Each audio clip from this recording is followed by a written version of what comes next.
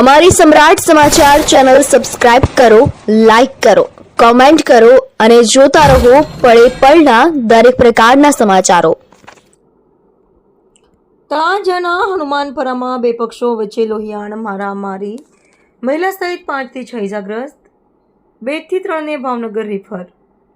તળાજા શહેરના રોલ ચોકડી નજીક આવેલા હનુમાનપરા વિસ્તારમાં બે પક્ષો વચ્ચે અચાનક લોહિયાણ મારામારી સર્જાતા ચકચાર મચી ગઈ હતી.